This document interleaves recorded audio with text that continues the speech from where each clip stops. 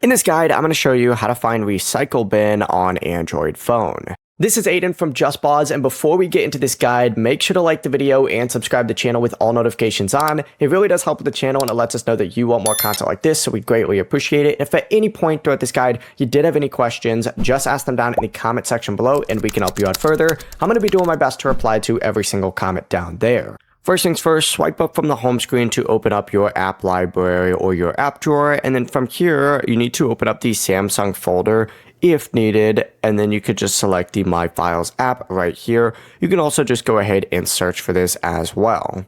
Now, once you open this up inside of My Files, you just need to scroll down. You're going to see a utility section right here, and you're going to see either a trash can or a recycle bin here. You simply need to open this up, and this is going to show you all of your recently deleted files and folders. Simply select an item, and then you're going to see restore this file to open it. So if you press and hold on it, you'll see restore right here, and it'll say restore all because you could select multiple things, but you could just select one thing as well. But that really is the entire process. You could also go in and select it and permanently delete it if you no longer need it.